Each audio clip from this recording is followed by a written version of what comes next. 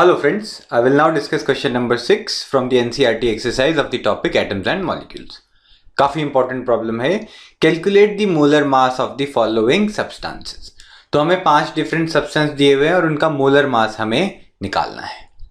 तो सबसे पहला पार्ट देखते हैं, इथाइन C2H2.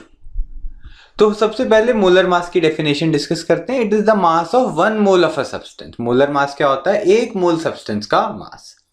अब 1 मोल होता है these many number of particles, Avogadro's number of particles. ये होता है 6.022 into 10 to the power 23.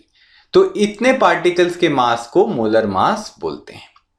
दूसरी चीज, हमें यहां पर एक कंपाउंड दिया हुआ है, एक सब्सटेंस है जिसमें मोर देन 1 एलिमेंट प्रेजेंट है. तो molar mass of a compound निकालने के लिए हम उसके अंदर प्रेजेंट इंडिविजुअल जो एटम्स हैं उनके मासेस का सम करेंगे. तो यहां पर आप देख सकते हैं C2H2. तो एक मॉलिक्यूल C2H2 के अंदर 2 एटम कार्बन के हैं और 2 एटम्स हाइड्रोजन के हैं. तो 1 मोल C2H2 के अंदर 2 मोल कार्बन एटम होंगे और 2 मोल हाइड्रोजन एटम होंगे. तो मैं कार्बन के मोलर मास को 2 से मल्टीप्लाई कर दूंगा और हाइड्रोजन के मोलर मास को भी 2 से मल्टीप्लाई कर दूंगा. Molar mass of C2H2 is equal to 2 into molar mass of carbon atoms plus 2 into molar mass of hydrogen atoms. Carbon का मोलर मास होता है 12. ठीक है, 1 mole of carbon atoms way 12 grams. तो यहां पर 2 into 12 प्लस हाइड्रोजन का molar mass होता है 1. तो यहां पे 2 into 1 आ जाएगा, जहां से हमारा आंसर आएगा 26 ग्राम्स पर मोल. यानी कि 1 मोल C2H2 जो है इट वेज 26 ग्राम्स. तो मैंने पहला पार्ट सॉल्व कर दिया. Now I will move on to the second part.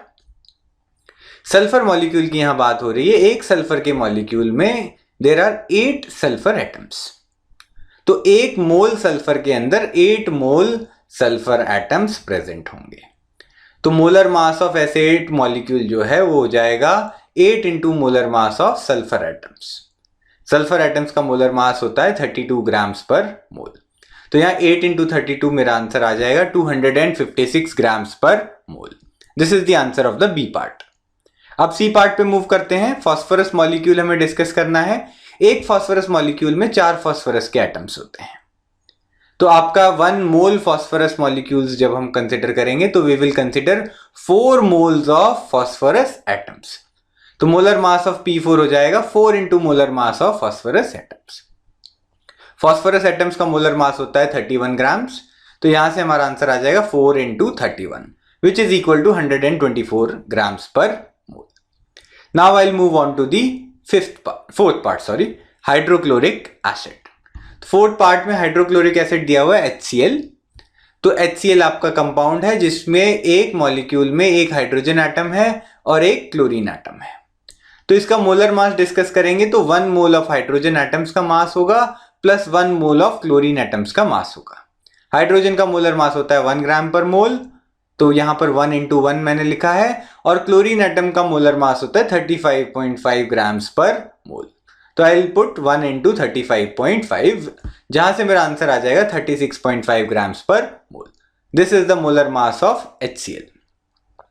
Now let us move on to the last part. E part में नाइट्रिक एसिड दिया हुआ है जिसका फॉर्मूला है HNO3. इसकी एक यूनिट में, इसके एक मॉलिक्यूल में एक हाइड्रोजन का एटम होता है, एक नाइट्रोजन का एटम होता है and there are 3 atoms of oxygen. तो जब हम इसका मोलर मास डिस्कस करेंगे तो हाइड्रोजन के मोलर मास को 1 से मल्टीप्लाई करेंगे, नाइट्रोजन के मोलर मास को भी 1 से मल्टीप्लाई करेंगे और ऑक्सीजन एटम्स के मोलर मास को 3 से मल्टीप्लाई करेंगे. तो 1 इंटू 1 हाइड्रोजन का मोलर मास 1 होता है प्लस 1 इंटू 14 नाइट्रोजन का मोलर मास 14 होता है एंड ऑक्सीजन एटम्स का मोलर मास होता है 16 ग्राम्स पर मोल. तो यहां पर 3 इंटू 16 आ जाएगा. काफी सिंपल कैलकुलेशन है. यहां से हम अपना आंसर निकाल सकते हैं एज 63 ग्राम्स पर मोल. तो ये मैंने 5th पार्ट भी यहां पर सॉल्व कर दिया है. This is the required answer. If you found this video useful, do like it and share it with your friends. और हमारा जो चैनल है उसको प्लीज सब्सक्राइब कीजिएगा और इन वीडियोस को अपने फेसबुक पेज पर भी शेयर कीजिए. Thank you so much for watching.